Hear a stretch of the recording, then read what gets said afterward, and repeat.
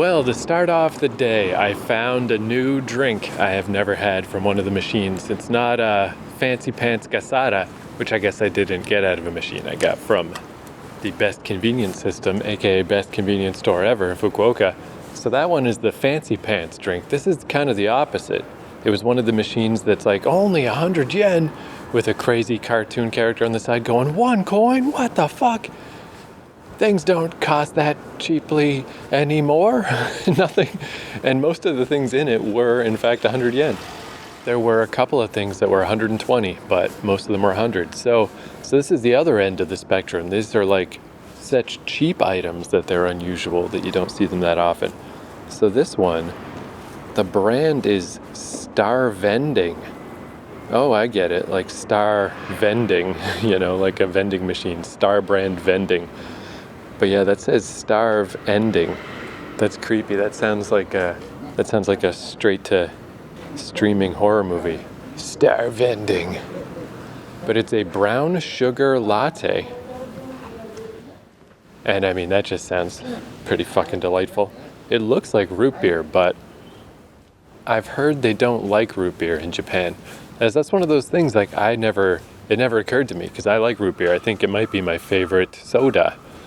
A soda pop flavor of choice. But then I heard, or it's like YouTube videos were floating around where they would get people from Asian countries to try root beer. And they were grossed out. They're like, it's like when I eat natto or something. They're like, it tastes like medicine. What the hell is this? And then with that perspective, then next time I tried root beer, I was like, oh, it does taste a little weird. What's up with that? I never noticed. So anyway, this is not going to be root beer flavor is the point. Let's try it. Brown sugar latte by Star Vending.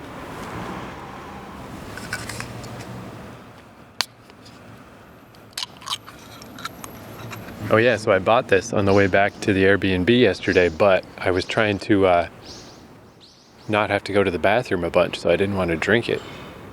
So yeah, this has been in my pocket since yesterday. So it was warm when I got it, now it is not. Ooh. I mean, that's good, but man, that is sweet.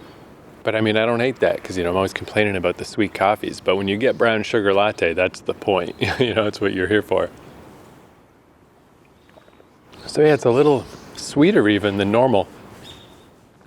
And there's a nice aftertaste that's almost like a very light fudge kind of taste. That's not bad. It was a coin well spent, Star Vending. Thank you. Thank you very much.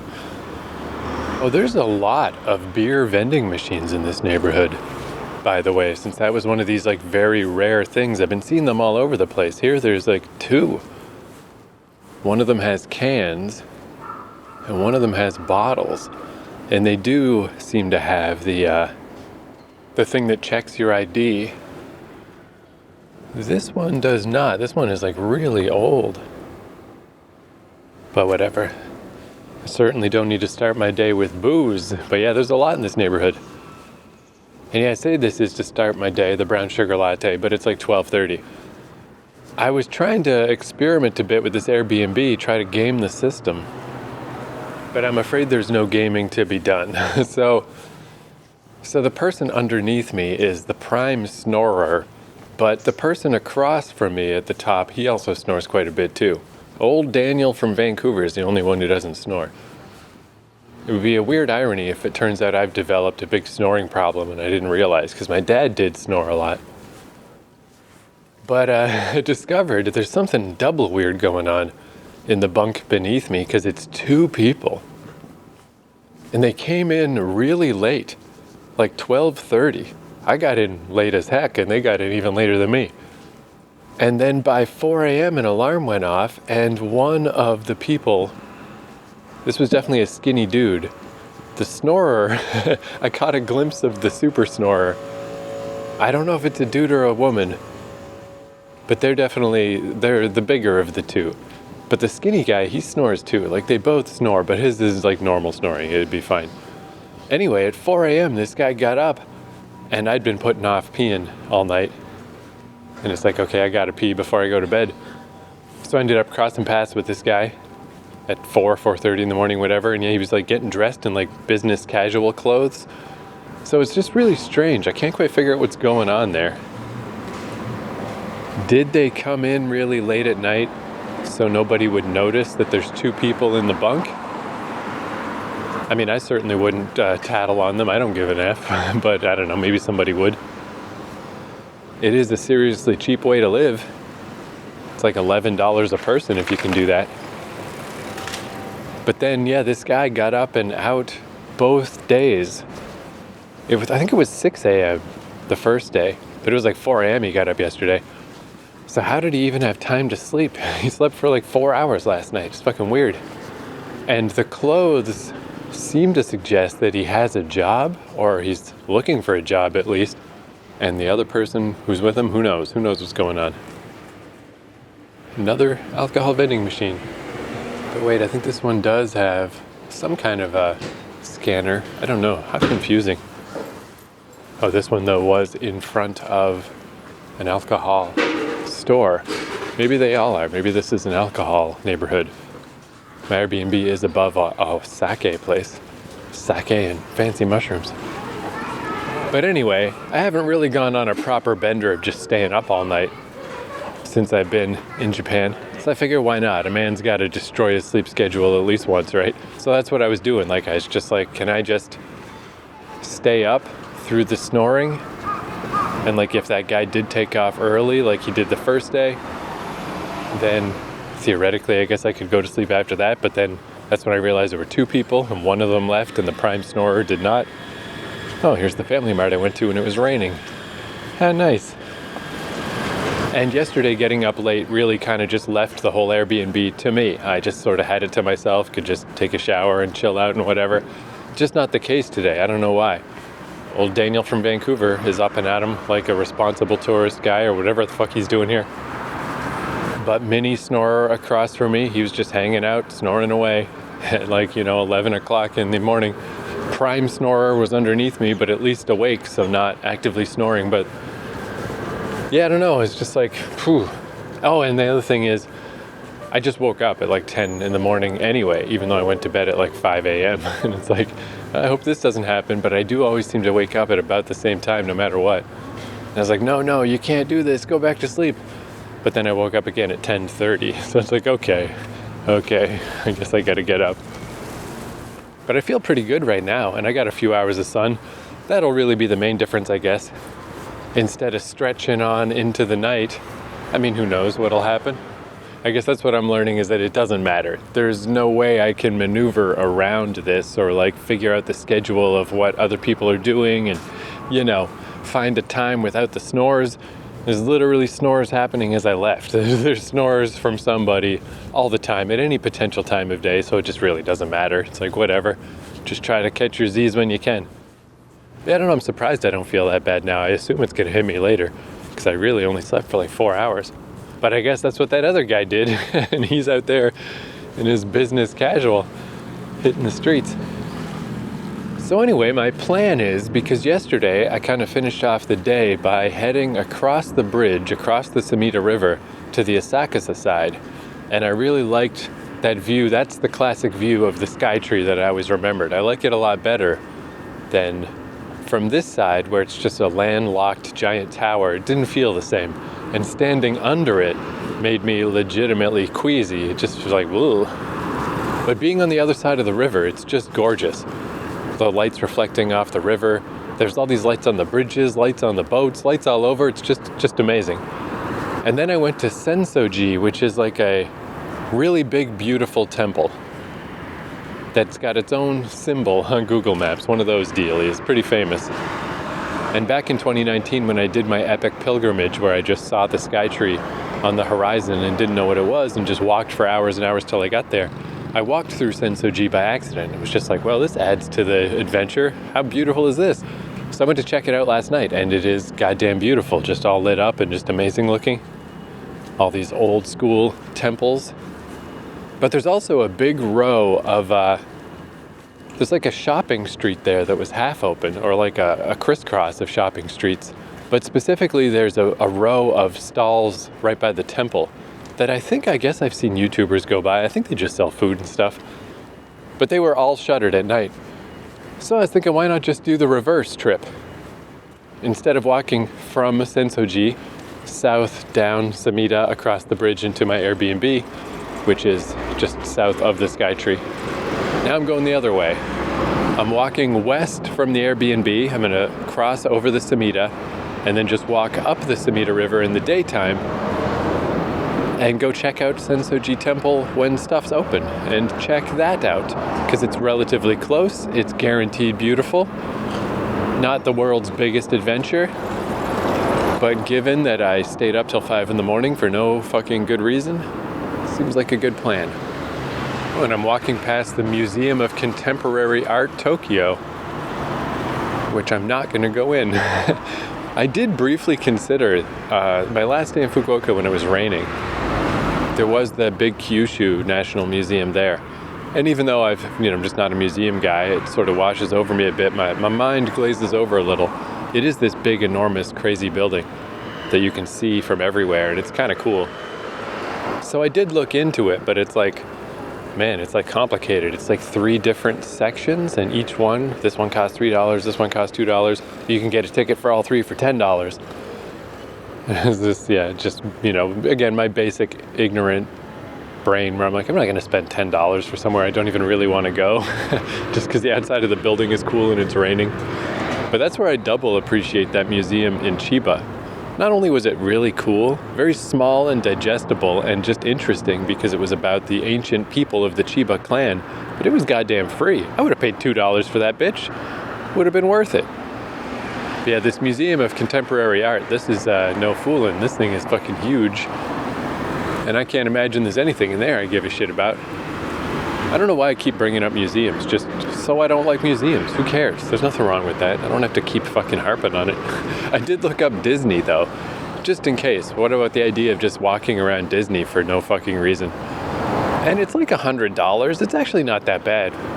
But I don't know that you can actually just roll up to the door and buy a ticket like that. I think it's like you gotta buy a ticket like a year in advance type of shit. All right, I'm not exactly sure where I can cross the Samida on foot.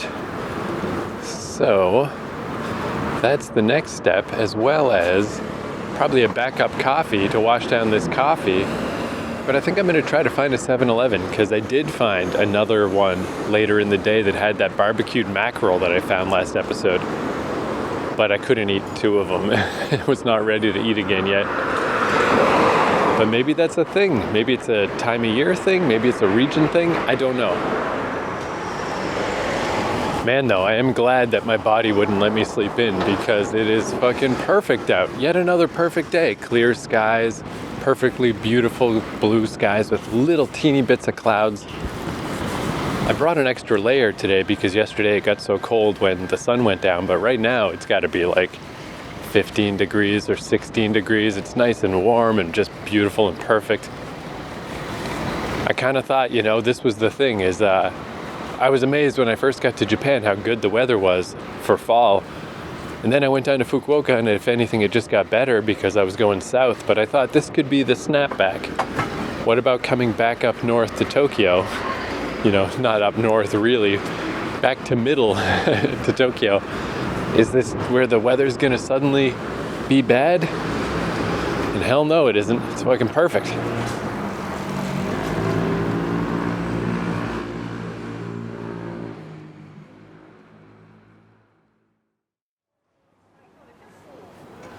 Holy mackerel, they had one of the mackerels. They only had one. I didn't record myself eating it. I spared you that, but let me describe it to you. Because I mentioned this a bit last episode, but it's just so good. It's barbecued mackerel. It's like this little square thing. Costs about $4, a little over $4. Premium item by 7-Eleven standards. It's like a little square, like just a little plastic, like a bread pan. Imagine that. And it's mackerel, soy, and ginger. So it turns out the ginger, it's actually there's like a bed of rice, and then they've put ginger in the middle of the rice. Because I was noticing, nice little ginger taste. I didn't know where the ginger was though, but that's where it is. Then it's this barbecued mackerel on top with the skin on it.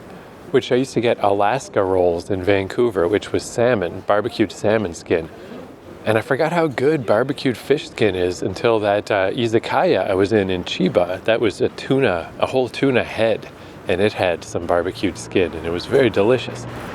And then I guess the soy sauce is whatever the sauce was on top of this barbecued mackerel. You know, nothing too fancy pants, maybe literally just soy sauce. And then it's cut into 4 pieces and you eat it with chopsticks, and fuck, it was good. And yeah, they only had one. Fucking so awesome.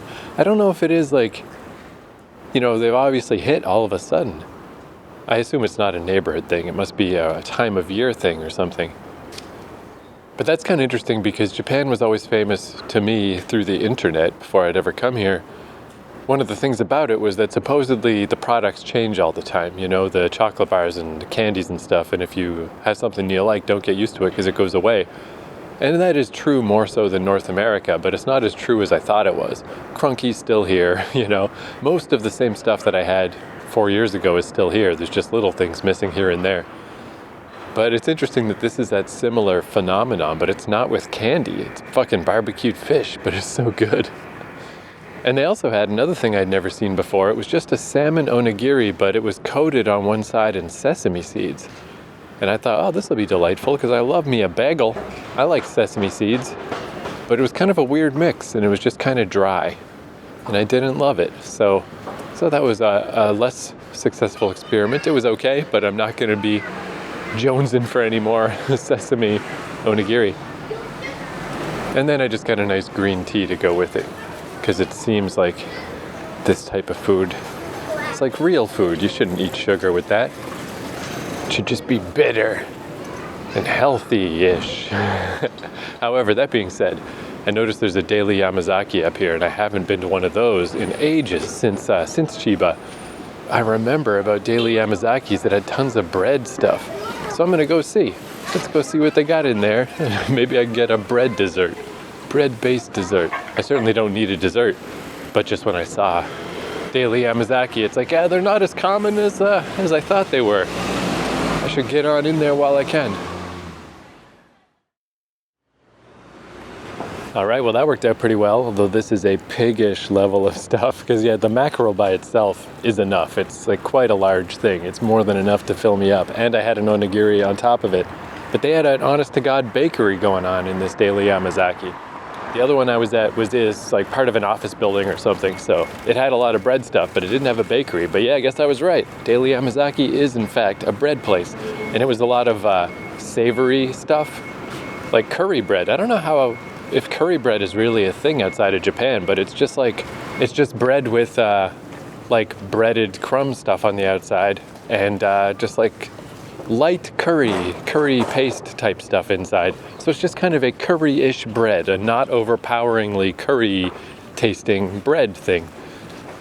And it's pretty good. And they had ham and cheese, and they had all kinds of stuff that if I hadn't already eaten, I would have got. So they didn't have a ton of dessert breads right now, but they had this one that it's like just butter. They said it was new to them, but it's like a sugar-coated bun with salted butter taste inside. And they sell these at Lawson's, and they're very fucking delicious. But this one is actually made right there, so it's gonna be even more delicious. And then I got some kind of a sugar loaf thing, I don't know what that is.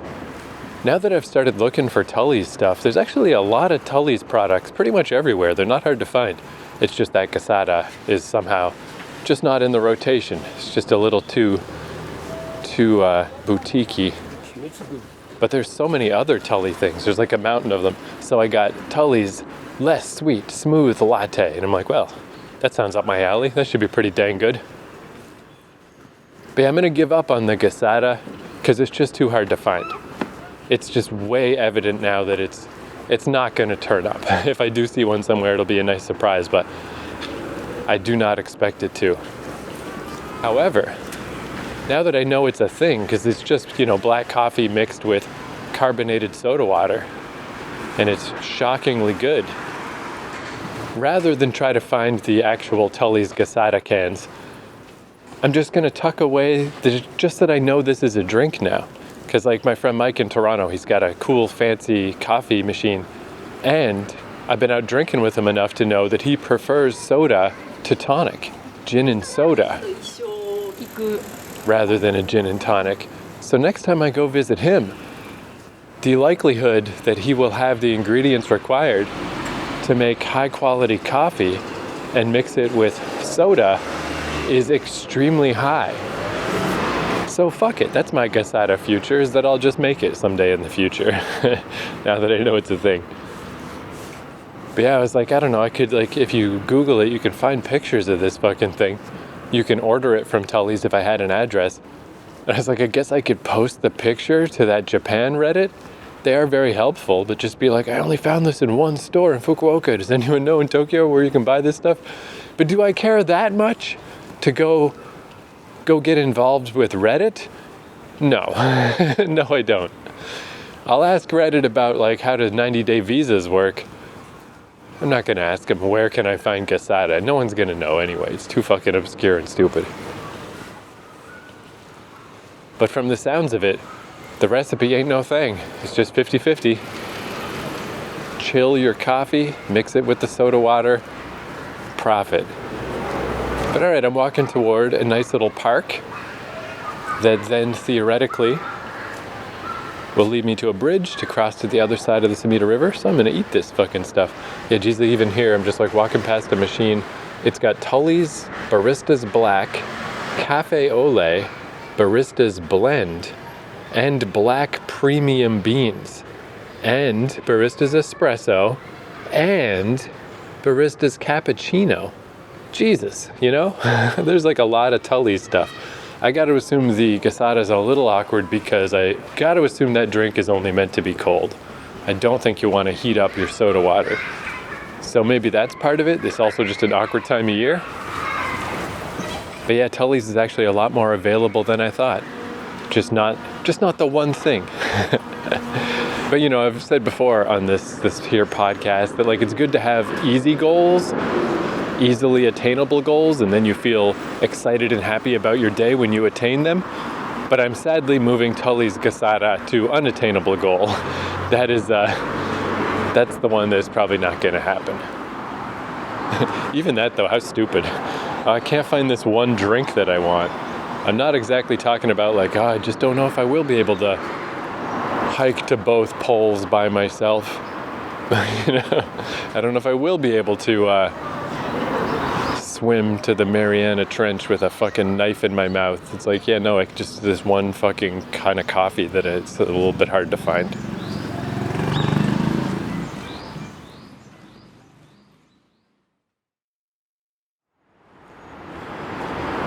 What the heck?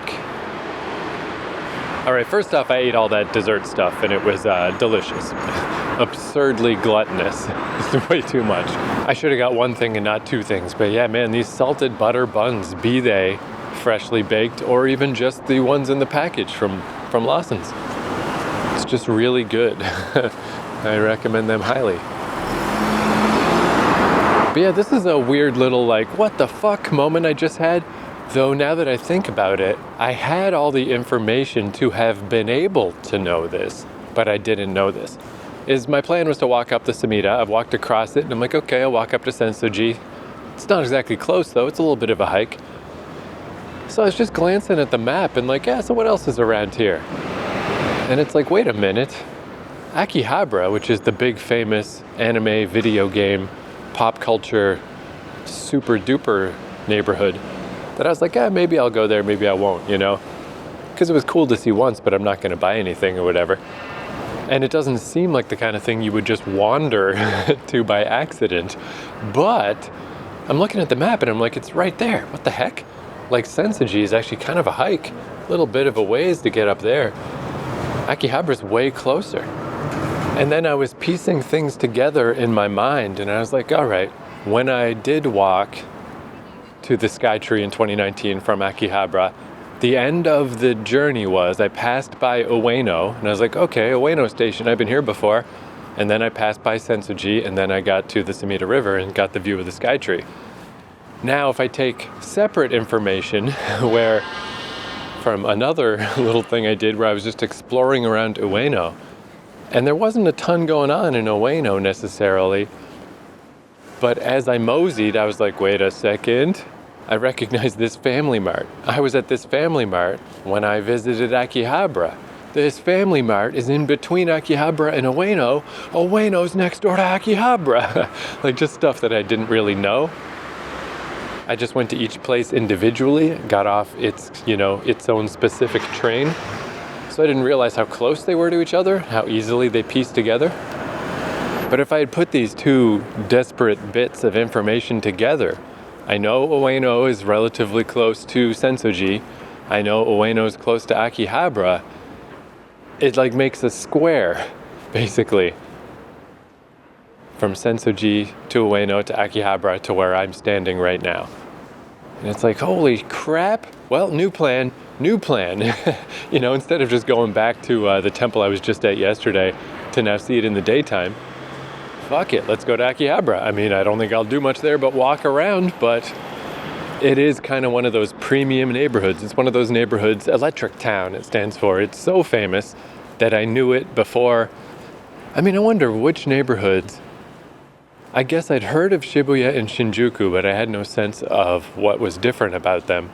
And I heard of Akihabara probably is the first neighborhood I ever heard of in Tokyo, because all the video game magazines and stuff back in the day, they'd fly to Japan for the Tokyo Game Show, and they'd always talk about like, oh, did you go to Akihabara? Oh yeah, I did, and I got this, and this.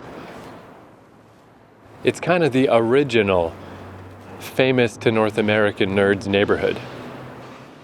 So it was very cool to go initially, but it was in 2019 really crowded, really crowded. And I already had seen like the Sega building in Ikebukuro.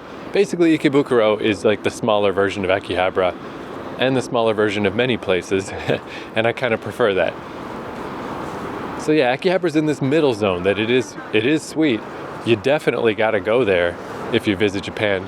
You don't necessarily have to go twice. Or in this case, this will probably be my third or fourth time. But it's right there.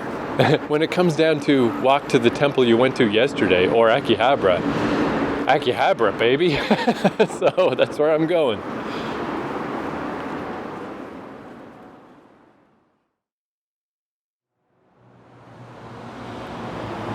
Man, I just happened to be walking past a map. So it looks like, if I'm reading this right, I'm leaving Chuo City, passing past Chiyoda City, over to Taito City? Man, there are a lot of cities within Tokyo. Man, that's a lot. Wait, Chuo, there's Chuo and Taito on my little Google Maps. What the hell was that other one? Chiyoda, what the hell is that? Oh, there it is. So that's where the Emperor's Palace is. Okay, all right, yeah, technically I am cutting through all these different places. But yeah, I'm like halfway there, and I just wanted to mention that it feels really good to walk through Tokyo. Tokyo is a good city to walk through. This side of the Samida is way different feeling. The other side was very residential feeling, where this is definitely big time Tokyo, tons of big buildings and stuff everywhere. But it's very nice. It's just a comfortable place to walk through. And I think it could be because it's so big. Because Tokyo is this mega city, it's weirdly relaxed too. I mean, there's certain neighborhoods you can go to that get really slammed and really crazy. I mean, Shibuya, Shinjuku, basically. I guess we'll see. We'll see how Akihabara is. But just this average neighborhood that I'm walking through, it's still like Tokyo. You're definitely in Tokyo. It's all the Tokyo stuff. But it doesn't feel aggressive, it doesn't feel packed in. It's like, yeah, we got lots of city. We got more city where this came from, so we can just kind of, in a weirdly relaxed way, just spread the city out in front of you. Because I was thinking, just compared to Fukuoka, I really like the outskirt parts of Fukuoka and how easy it is to get to the mountains, and like there's so many hikes and so many parks and so much access to nature. But the center part of Fukuoka is not my favorite because, I mean, it's a big time city. It's got all the stuff. Like you pop your head out there, you jump out of the train and you're like, whoa, there's all the lights, there's all the buildings, there's all the crazy stuff. I'm in Japan. But it's a very small area that really quickly gives way to quietness again. So that one specific part is just too much. it insists upon itself. It's just like, here it is, here's the big city part. Wow. Hey, we got all the big city stuff. We're just as good as all those other cities. Here's all the stuff. And it's like, Jesus, fucking calm down, Fukuoka. Relax a little bit, maybe. Where, Tokyo, ironically, feels relaxed. It's got its high pressure points, but just these little normal parts like this. It's like, this is fucking great. I could walk through this all day, and in fact, I will. Then, of course, if you do want to get to the nature stuff, it's a lot harder. You got to go way, way farther. So, I mean, on balance, if I had to pick one city or the other to live in forever, I would probably pick Fukuoka because I like the mountains and the hiking more than the city. But if I had to pick just the city part, either you can live in the city part of Tokyo or the city part of Fukuoka, I would pick Tokyo, ironically, because it's calmer. Because being bigger makes it more relaxed, which is just such a strange thing, but that's definitely how it feels.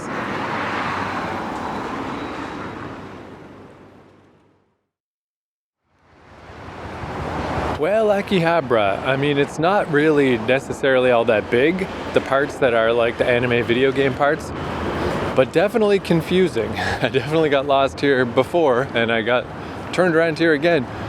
It's not the worst thing though, because there is this part where you walk across a little bridge, across a canal, and there's a washroom. And I went there by accident. I'm like, oh good, that's fine though. Anytime you find a washroom is not a bad time. And I guess now that I'm here, I'm not really sure why I'm here. Like I was saying the first time, it's kind of a spectacle. It's kind of a rite of passage for nerds. You gotta go. Then after that, it's like, I guess I don't know for sure. I remember thinking in 2019 that I kind of wish I was into some more current anime. I just had been bouncing off of anime for a long time. So it was like, it's too bad there's not actually something relatively recent that I could at least keep my eye peeled for.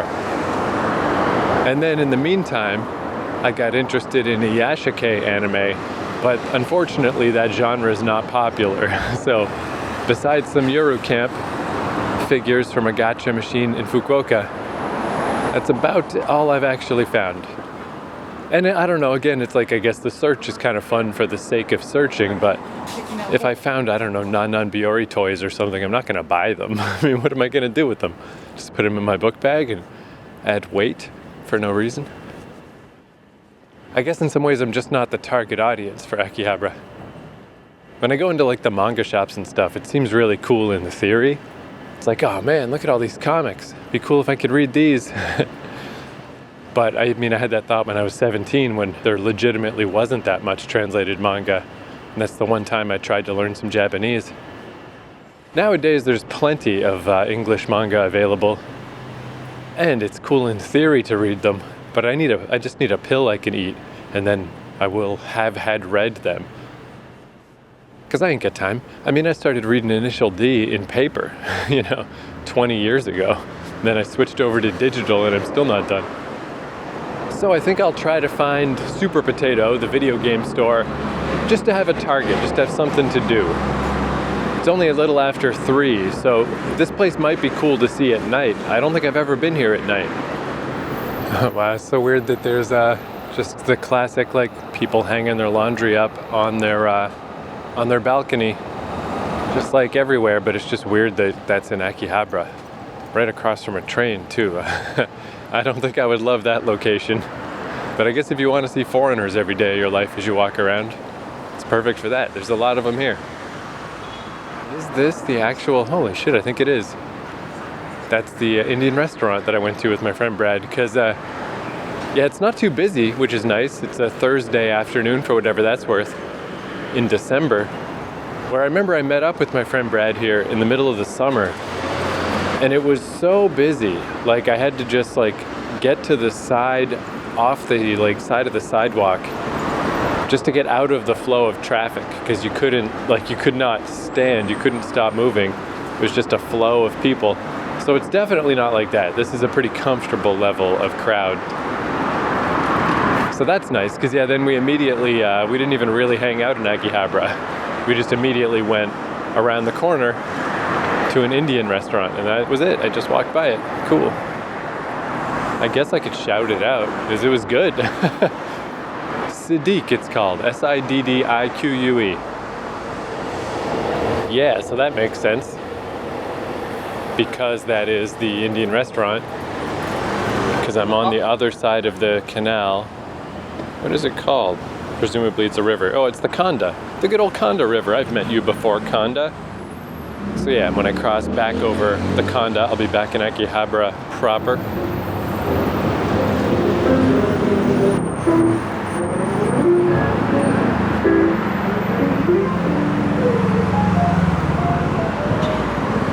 Where the heck is that coming from? I think that was just from a steakhouse I was walking by. But yeah, Super Potato is cool to see all of the old video games. But there's the other Super Potato in Ikebukuro, which is also pretty good. And even just the hard-offs, just those hard-off stores that I've found sprinkled all around in every city ever in Japan, they have a really good section for retro video games. So even just that, you know, if you just want to see crates and tubs full of cool old, you know, N64 games and whatever, just all games of all eras, just kicking around. Super Potato is, again, the famous one, the first one I heard of, but you can find that stuff all over the place. So I'm still going to go. It's kind of cool just to walk through and gander at the past. But it's mainly just a good target. And here's the Gigo, the Akihabara Gigo. Used to be a Sega building. But yeah, this one, I don't have a, you know, it didn't hit me like the other one. I saw the Ikebukuro one first. This was just the backup Sega building. So I also only have backup disappointment that it's a Gigo now. It's like, oh well, whatever, times change. At least it's still essentially the same kind of store. And the other thing I noticed that, geez, Big Apple slots and pachinko. Fuck, look at that shit. It's really big. The other thing I noticed that I think I'm understanding correctly is you've got the DVD stores that sell normal type DVDs, and then they have the porn section somewhere, you know, or the Book Off does that, of course. And you got just the full-on porn stores. There was one I walked by. It was right by the Book Off, actually. After I went up through the Book Off, I'm like, oh, downstairs, porn store. Let me go check that out. They're big into those Tengu things. They're like a masturbation device for dudes, where it's like you just put this thing on your dick, and I don't know, I guess you masturbate with it. I don't know. I've never tried one. I guess it's got like gel in it or something. Or it's like, I don't know. Maybe it's cool. Seems like more extra maintenance than I would want to do to jerk off, but hey, to each their own. But then there's these stores that are like DVD stores, and it's of course in the Akihabara style. It's like 6 floors of DVDs.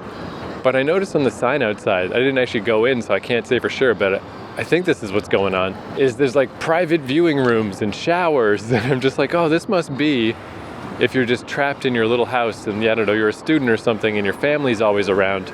The way they have love hotels for if you want to go spend some time with your significant other. What if you don't have a significant other? What if you just want to get away from your family so you can beat your dick? I think that's what that is. I think it's like, hey, get a private room. Take advantage of our zillions of DVDs, and then after you've masturbated yourself into oblivion, take a shower, because you're probably gross. You don't need to be going home like that.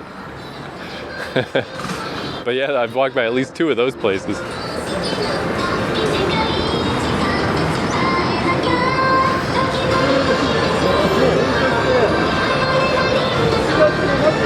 And this song is it's a fucking truck going by. A truck blasting pop music. Jeez, yeah, I'm just looking at like I'm waiting for a light. So there's the Gigo building, millions of floors. Next to it, New World Akiba. Media World Akiba. DVD, games, books, but it's again like 5 or 6 floors.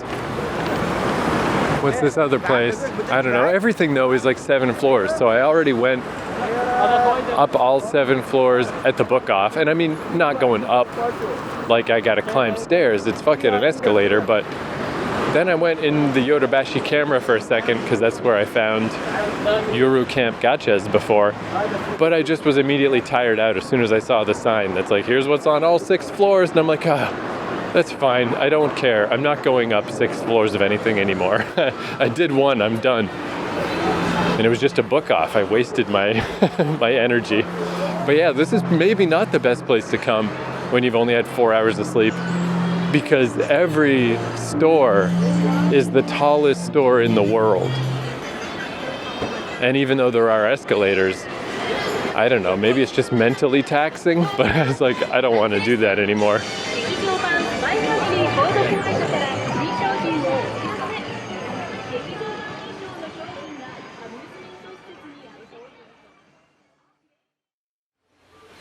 Well, that was pretty easy. I had a much easier time finding it this time than before. One thing too, I guess, important to know about Super Potato, because even once you get there and you see the weird logo of the weird little potato, and it's like, oh, okay, that's the place. But Super Potato is floors 3, 4, and 5 in Akihabara. The first floor, it looks like it's changed now.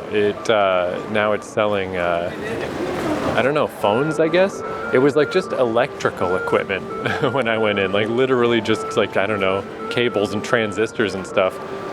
And I just kind of wandered in and I was like,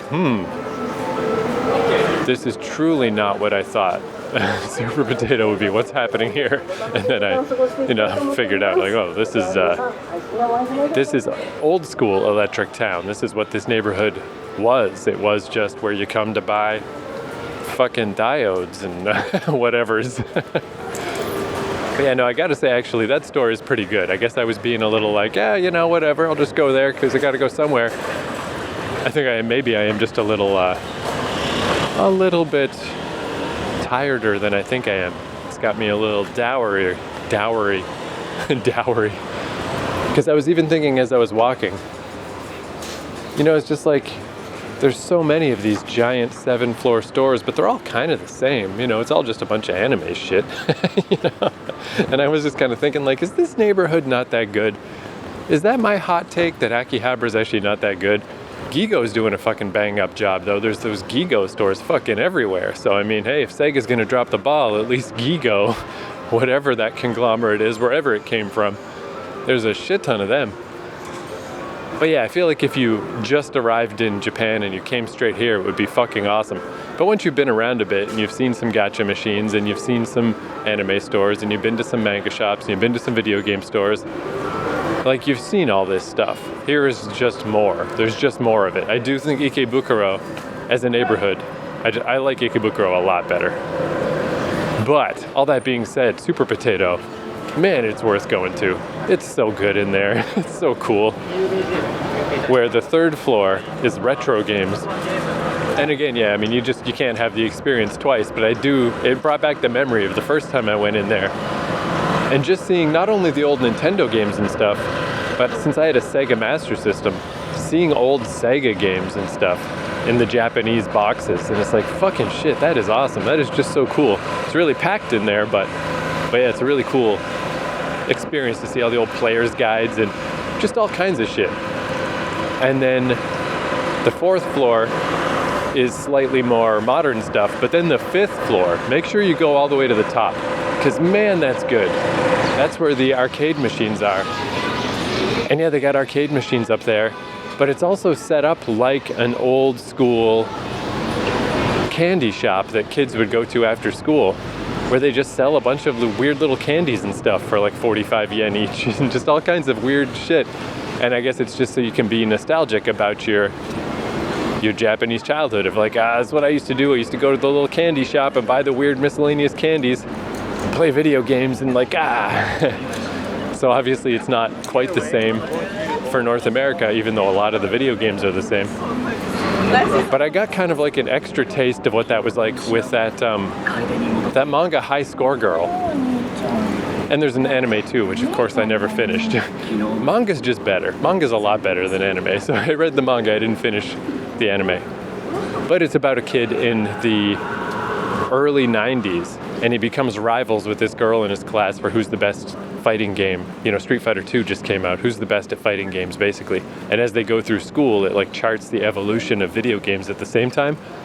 And if anything, I kind of wish somebody would do more of a slice of life version of that story, because High Score Girl is pretty wacky.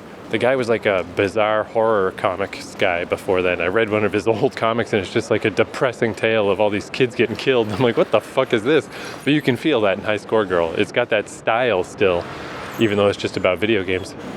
But even with all the wackiness, you still get a nice dose of just that basic thing of just going to the store with the Obasan, with the old lady who runs it or whatever, and you spend your pocket money on fucking candy and you play video games, and it's just like really cool that the 5th floor of Super Potato is set up that way. I mean, I guess it was always set up that way, but I didn't appreciate it really before reading High Score Girl. Now I'm like, oh, that's what this is. Now I get what this is, and that's fucking cool. Also, it's no smoking now, where it was technically no smoking in 2019, but they had the window open and people were smoking with the window open, which, I mean, it was kind of cool because that also was nostalgic. My old school memories of arcades from the 1980s were that people weren't smoking in the arcades, but certainly the jean-jacketed teenager that was managing the arcade, or running the place, not managing, who had the quarter dispenser, certainly smelled like cigarettes. So I was like, cigarettes, nostalgia. No more cigarettes up there. I was gonna buy some of the candies just because they are kind of unusual candies you don't see all over the place, but I just couldn't. After I ate those 2 buns from Daily Yamazaki, I am just full to my eyeballs in sugar. And they are all just stuff like that. Like you buy a little thing for like, 50 cents or less or whatever. That's just like a weird little like sugar candies and whatever, I did have 400 yen in my pocket, and I was like, I should buy a few, but I just don't want to eat them. Just like, ugh. So yeah, I'm going to wander around a little bit more, but definitely, if you're at all a video game person, I rescind my previous tepid level of enthusiasm. You should totally go to Super Potato, and even though there is one in Akihabara, and you can see all that same stuff in book-offs and whatever. And I've heard that outside of Tokyo, all this stuff is cheaper. Anime figures and video games and stuff, it's all a lot cheaper if you go to a city that ain't Tokyo. If you're into that type of thing, keep that in mind. But yeah, no, this Akihabara Super Potato, it's absolutely worth it. Man, it's just a cool little store. Feels good, man, feels good.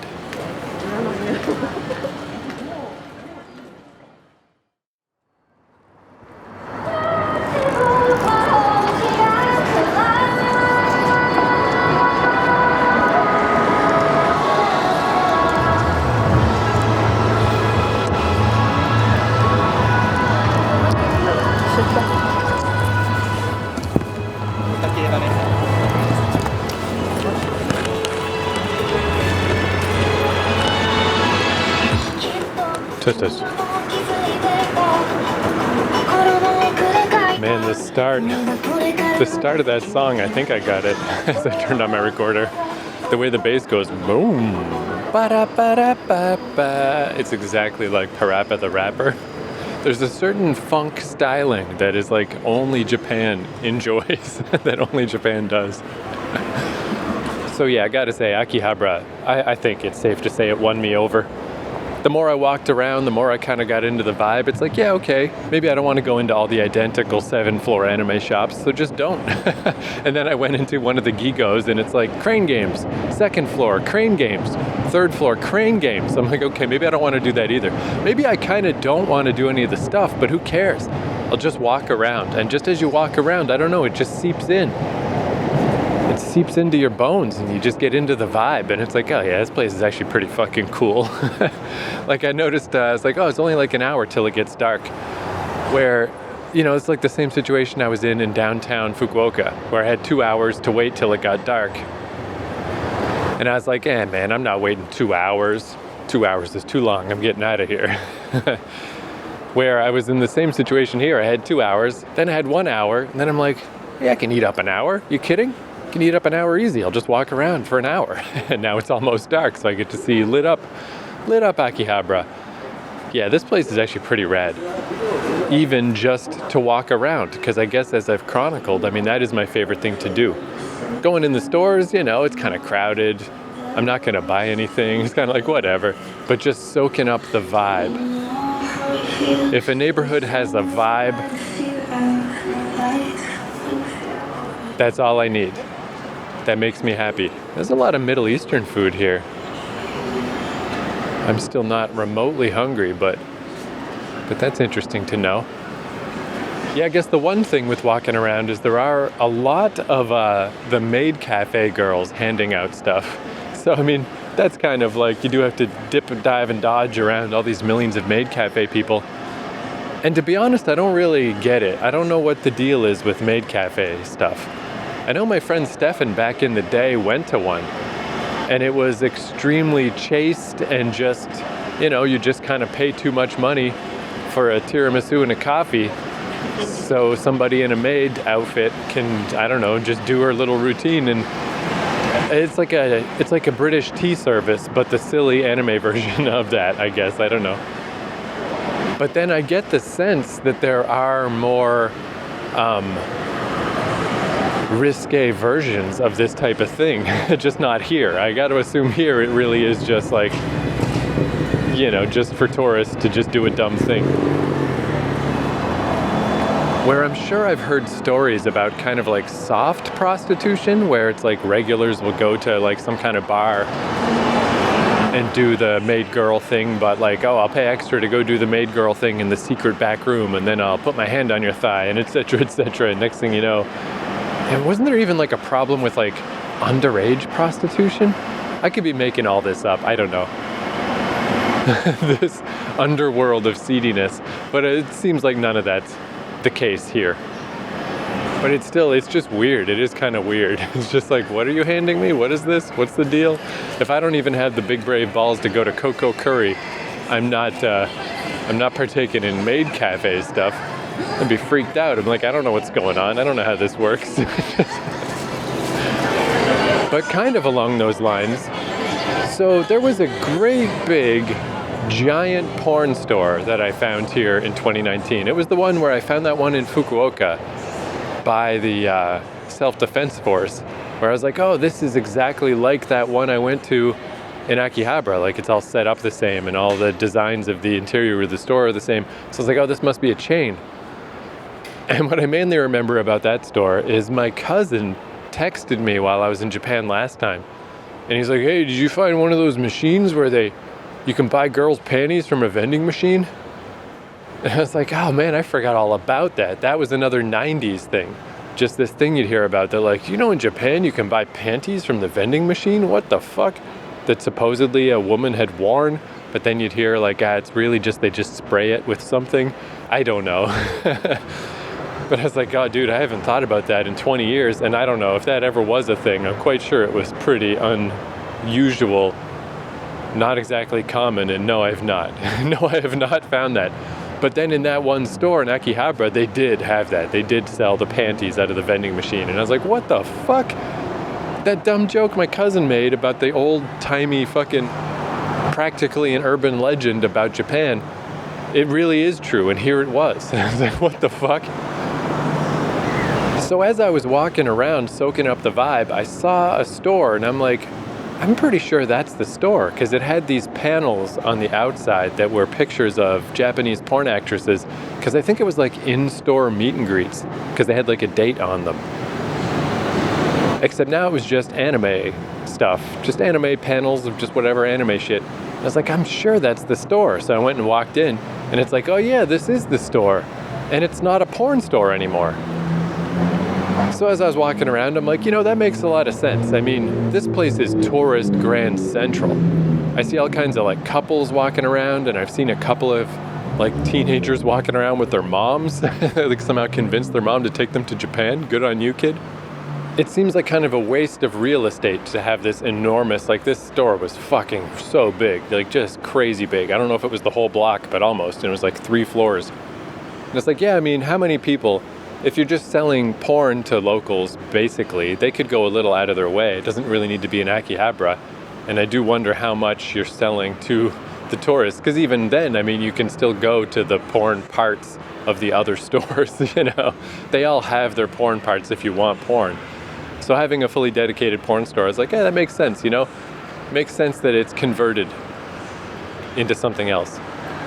Then I went to the stairs to the second floor and it said 18 only, don't go upstairs unless you're 18. It's like, oh, okay, it's still a porn store. Floor 2 and floor 3 are still full of porn. But I still think that's probably a good move to, make floor 1 a little more standard anime type junk. and they did not have any panty vending machines anymore. I was one of the last lucky people, I guess, to experience that before lockdown. And now on the other end, no more panty vending machines. What a sad time to be alive. What time is it now? Yeah, it's like 4:45. The sun's going down. I'm glad I hung around.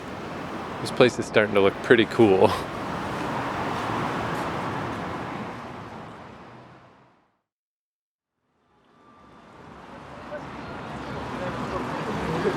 Just stopped in another little shop that's a retro game shop that's not Super Potato, but similar. And man, I was just thinking how if I had a house, if I had a proper house and a proper job and disposable income that I didn't know what to do with, and rooms to fill up, I mean, just seeing old like Sega Genesis games and shit that I used to own, but now the Japanese versions, it's like, yeah, I would buy all this crap. And they had like a little PC Engine, that's the original TurboGrafx 16, that's portable. You can just slide the fucking little game cards right in. Oh, what is this place? Floor 2 retro games. I think I gotta go in there too. But yeah, there's no question I would have a house full of just shit. Just full. And then I suspect it would lead to a midlife crisis of like, why do I have all these things?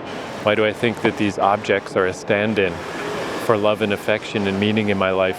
Whereas it is, I still have that midlife crisis, but at least it's an empty crisis now. Now it's like the world is, it's like an apocalyptic wasteland, and I wander through it like a ghost. That's the current. But if I'm gonna have a crisis, I'd rather have the empty crisis of nothingness rather than the crisis of just owning mountains of shit from when I was a kid and hoping that it means something. But I would do that. For fucking sure I would do that.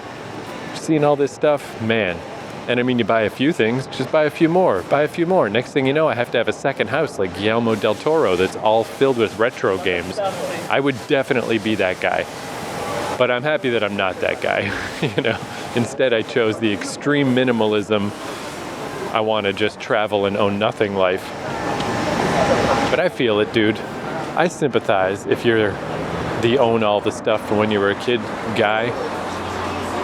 I would have Magic the Gathering decks made out of Japanese cards. I'd have so much fucking trash. I'd have so much junk, man.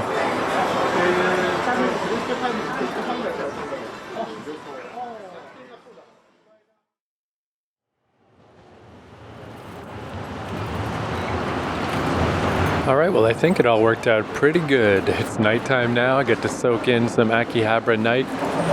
The nighttime vibe is very cool, but I do think I should probably wrap this up now. I'm definitely running out of steam, but I think I got away with this, with staying up till 5 in the morning. This was a good idea. Going to Sensoji would have been kind of cool also, but not, gonna help me stay awake. Where if you're running on 4 hours sleep, Akihabara's it's a good plan. It's a good place to come. It'll help keep you going. One thing is a lot of the stores have these little packs of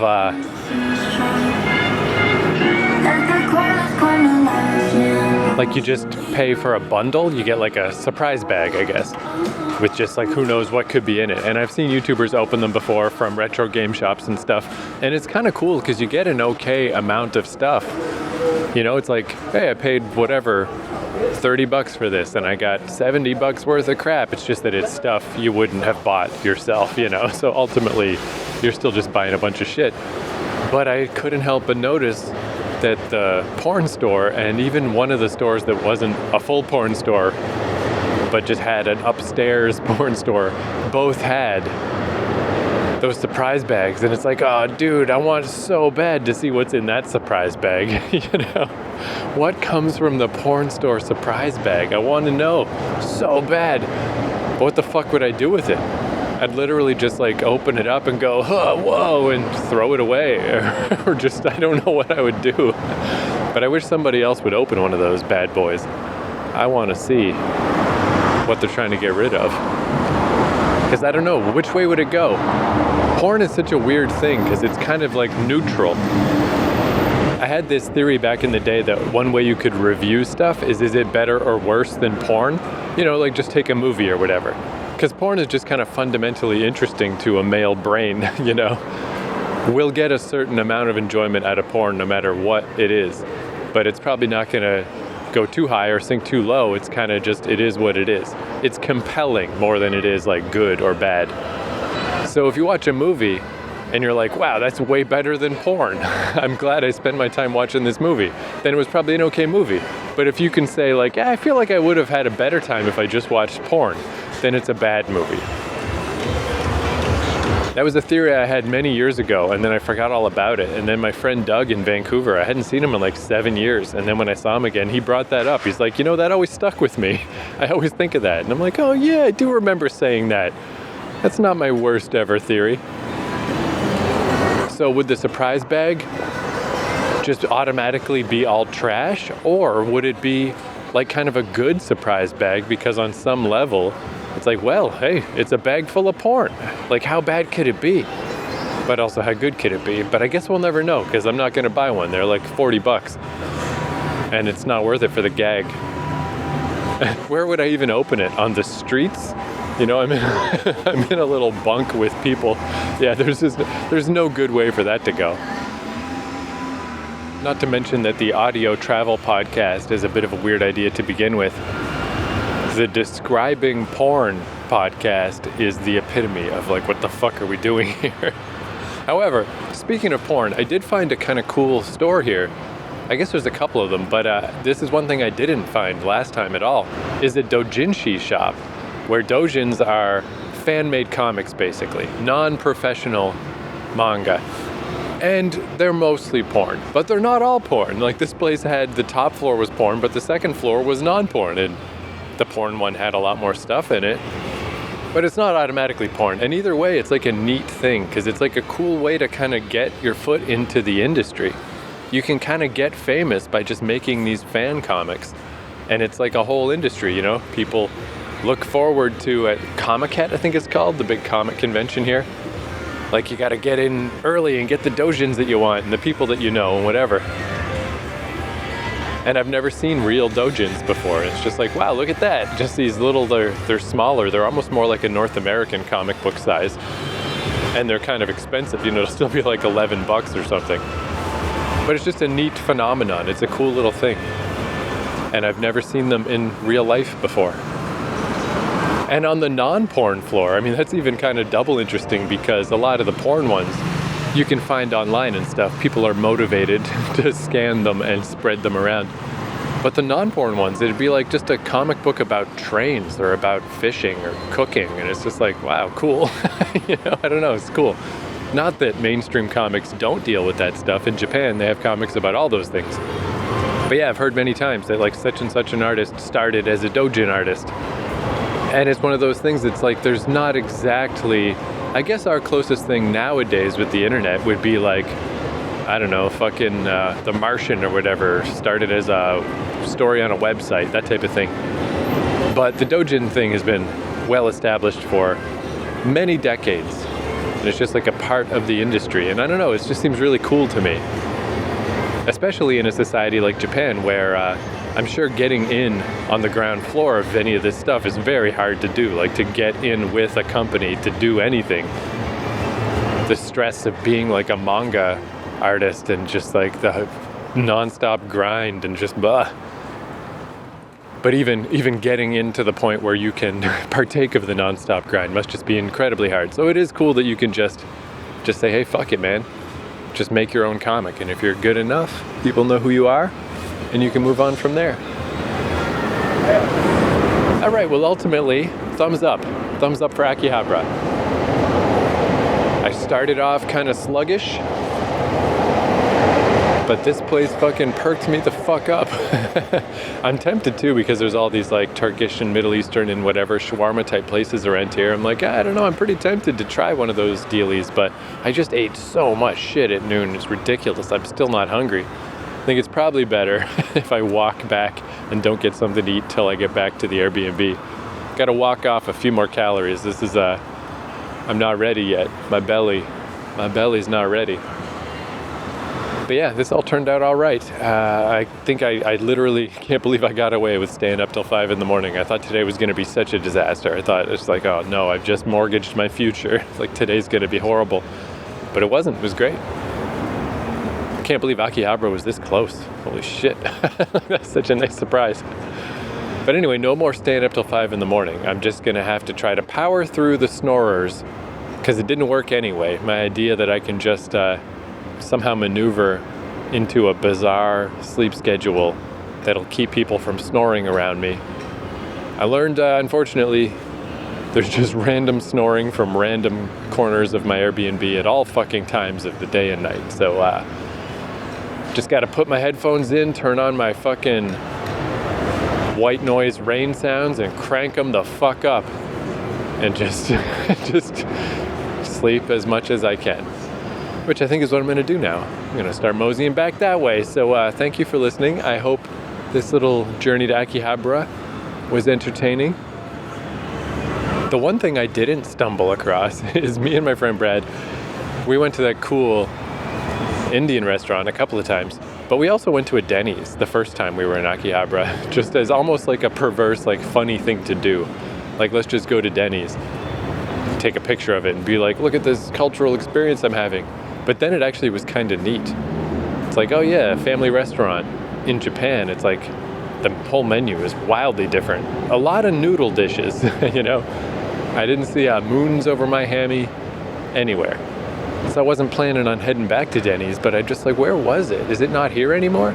I feel like I would have stumbled across it by now. And I did not. But of all the things not to find in Akihabara, I think not stumbling across the Denny's is fucking fine. Who gives a shit? Oh man, is it in my built-in Google Maps? Denny's, 400 meters from here. Well, anyway, I'll take your word for it, Denny's. I'm not gonna fucking walk to Denny's to see a Denny's sign. Why the hell would I do that? But all right, tune in next time for more adventures, probably somewhere else. Until then, good fucking bye.